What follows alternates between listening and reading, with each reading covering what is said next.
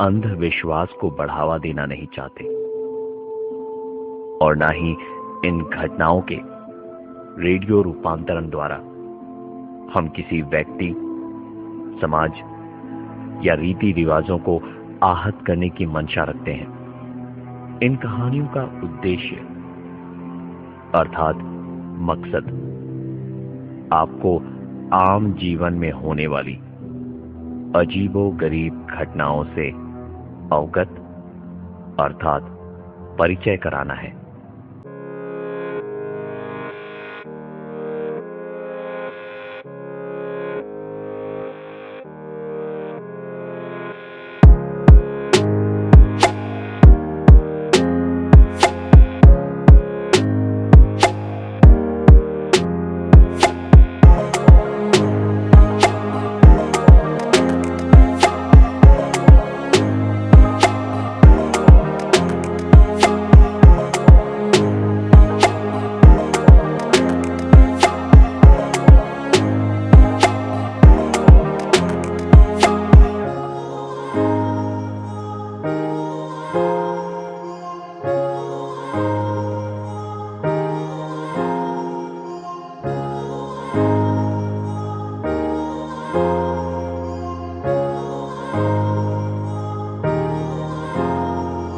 नींद टूट जाती है।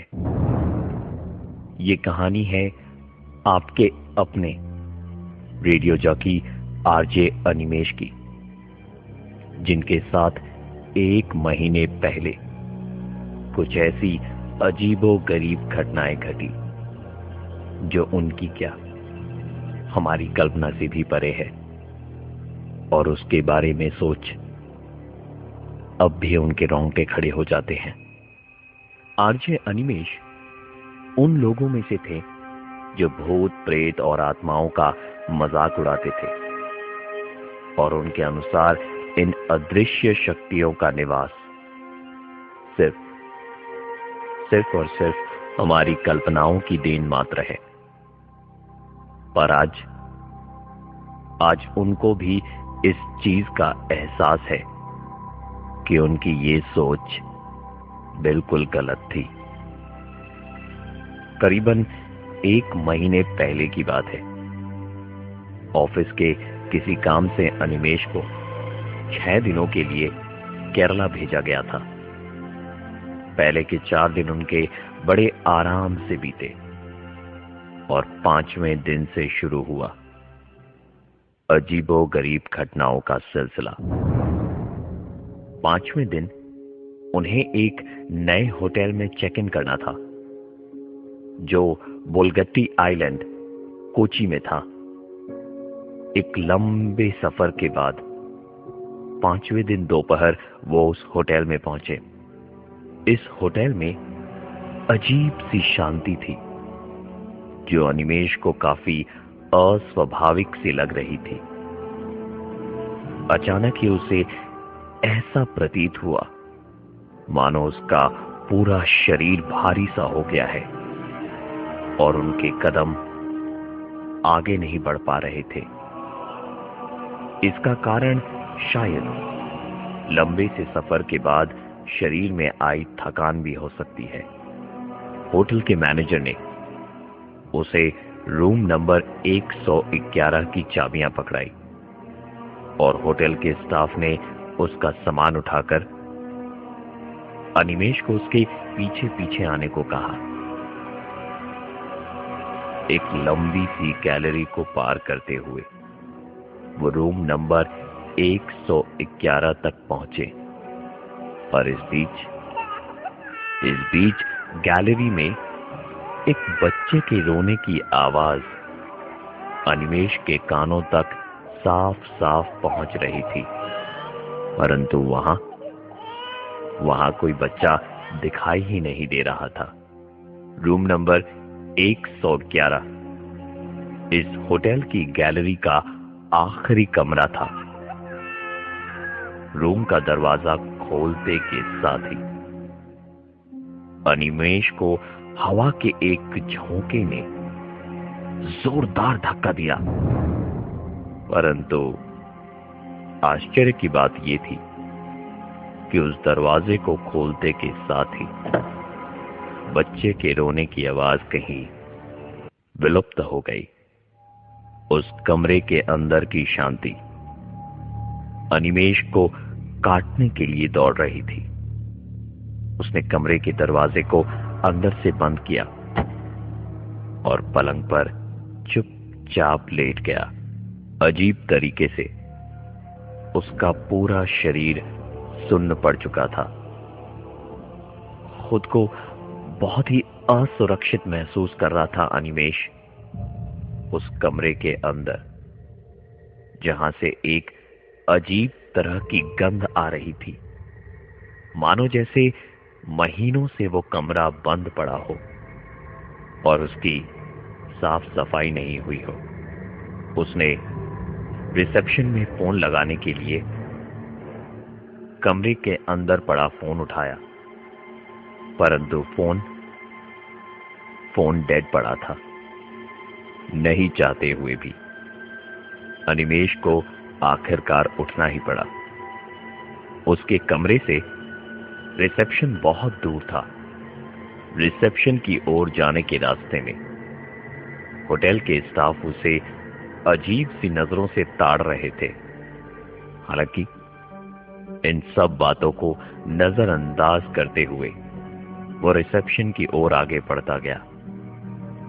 वहां पहुंचकर उसने मैनेजर से कमरे के बारे में शिकायत दर्ज करी और उसका कमरा बदलने के लिए अनुग्रह भी किया। मैनेजर ने कहा, सर, इस वक्त और कोई कमरा खाली नहीं है, बस आज रात की बात है। मैं कल सुबह आपका कमरा बदल दूंगा और फिलहाल के लिए मैं आपके कमरे की अच्छे से साफ सफाई करवा देता हूं। करीबन 1 घंटे के लिए अनिमेष रिसेप्शन के सोफे पर ही लेट गया। जब आंखें खुली तो घड़ी में दोपहर के 2 बज चुके थे। वो दौड़ता हुआ कमरे में गया और तैयार होकर अपनी मीटिंग के लिए निकल गया। उस दिन मीटिंग रात 8 बजे तक चली और मीटिंग से लौटने के बाद रात 9 बजे अनिमेष ने अपने होटल में डिनर किया और रूम नंबर 111 में चला गया। उसके इस कमरे में एक बड़ी सी खिड़की थी और खिड़की के बाहर का नजारा अविश्वसनीय था। खिड़की खोलते के साथ ही सामने का नजारा वंबानत लेक का था। अनिमेष ने अपना टीवी ऑन किया। टीवी के बाईं तरफ एक बच्चे की तस्वीर लगी थी। तस्वीर देखकर लग रहा था कि वो किसी विदेशी बच्चे की तस्वीर थी, जिसके चेहरे से मासूमियत साफ झलक रही थी और उसकी निगाहें अनिमेष की तरफ थी। सच मानिए तो उसकी निगाहें देखकर ऐसा लग रहा था मानो वो बस अनिमेष को घूरे जा रहा हो। अनिमेष ने उस तस्वीर की तरफ देखना बंद कर दिया और टीवी बंद करके लैपटॉप पर काम करने लगा।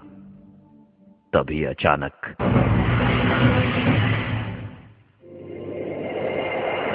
कहानी का अगला भाग ब्रेक के उस पार सुनते रहिए मेरे यानी प्रवीण के साथ यू टर्न शो में मानो या ना मानो 93.5 रेड FM।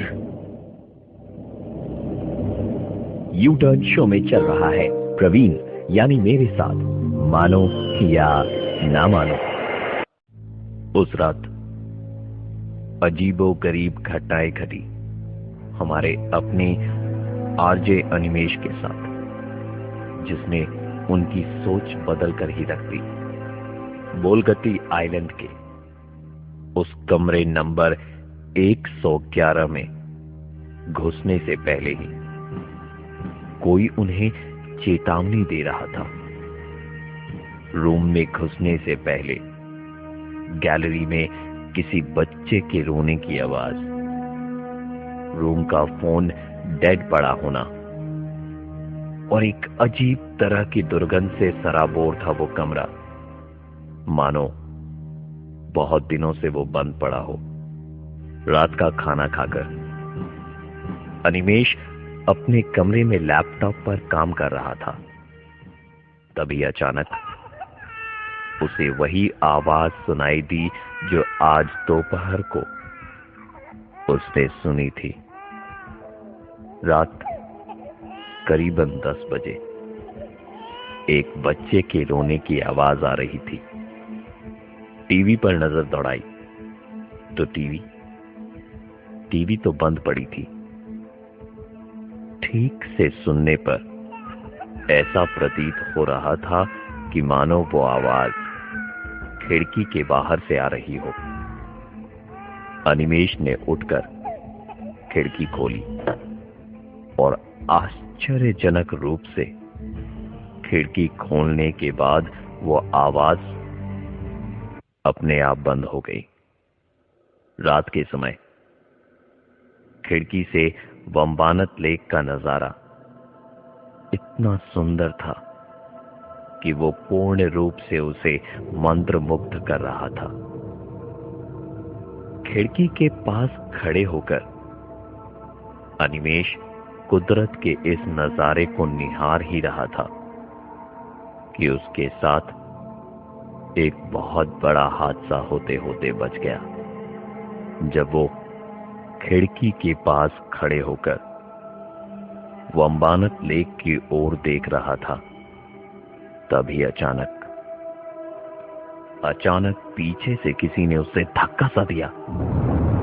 ये धक्का बहुत जोर से नहीं था, इसलिए बस उसके कदम हल्के से लड़खड़ाए, परंतु मन में एक डर पैदा हो गया था, क्योंकि उस कमरे में उसके अलावा और कोई नहीं था।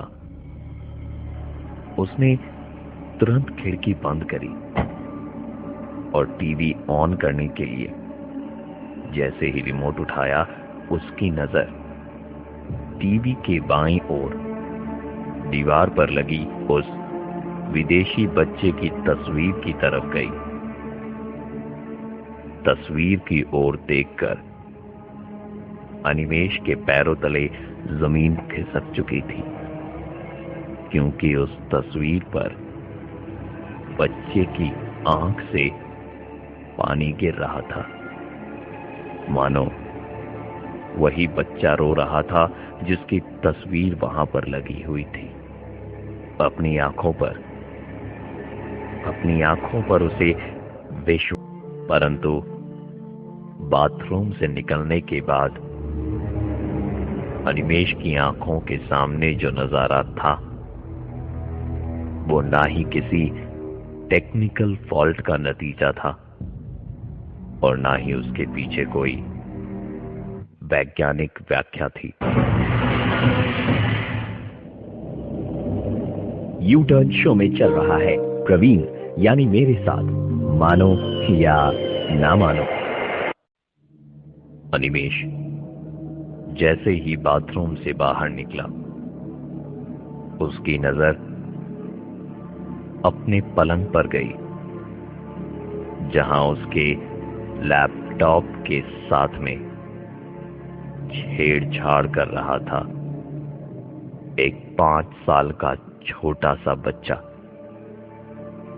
इस बच्चे की शक्ल उस तस्वीर वाले बच्चे की शक्ल से हूबहू मिल रही थी। अनिमेष की सोचने और समझने की शक्ति छिन्न हो गई थी। वो बस उस बच्चे की तरफ स्तब्ध होकर देखे जा रहा था कि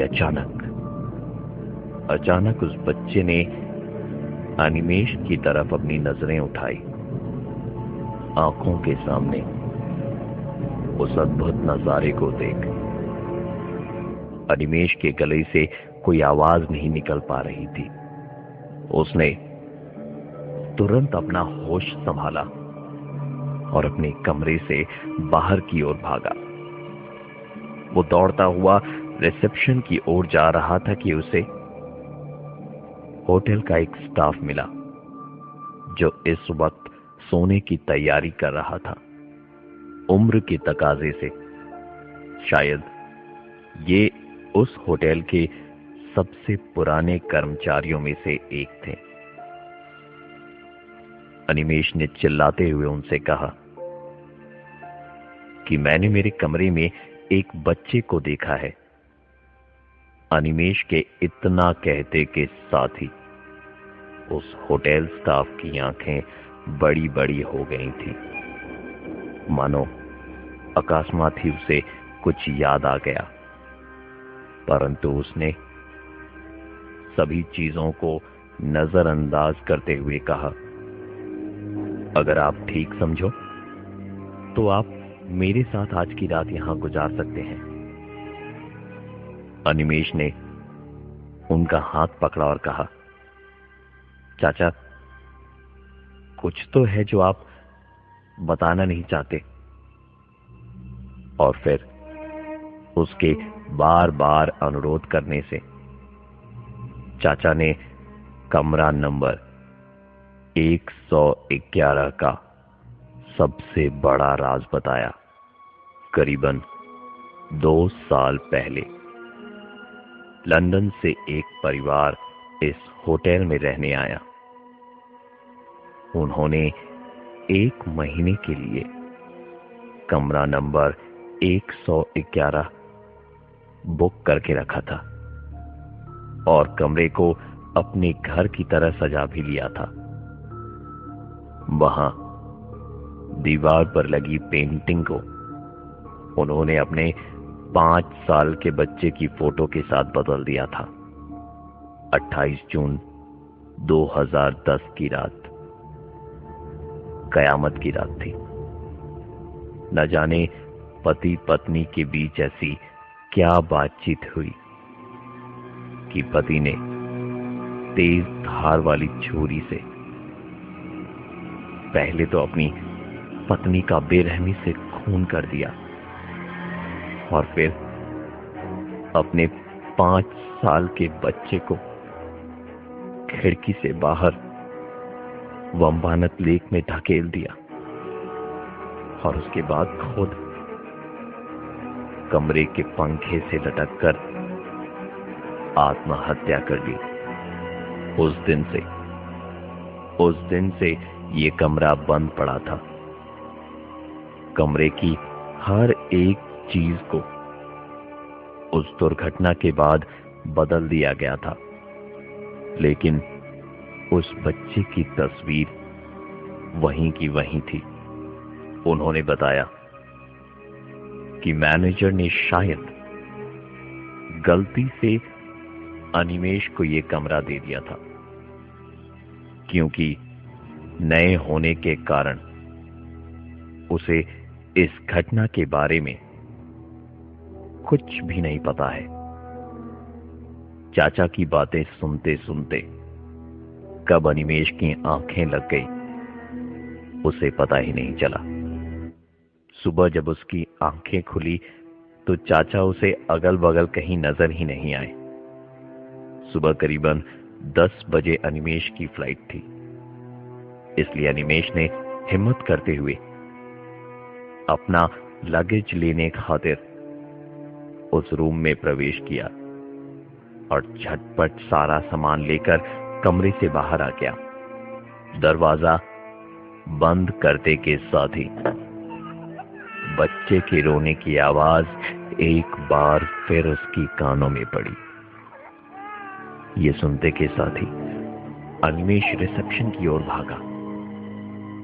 उसने तुरंत अपना बिल क्लियर किया, रूम की चाबियां पकड़ाई और वहां से रवाना होने के लिए तैयार हो गया। परंतु जाने से पहले वो चाचा से एक बार मिलना चाहता था। मैनेजर से जब अनिमेश ने पूछा तो वो उसकी कोई भी मदद नहीं कर पाए, क्योंकि नया होने के कारण शायद वो सभी स्टाफ से मिल नहीं पाए थे, परंतु उनके बगल में खड़ा होटल का और एक स्टाफ बड़ी उत्सुकता से चाचा का नाम अनिमेष से पूछ बैठा।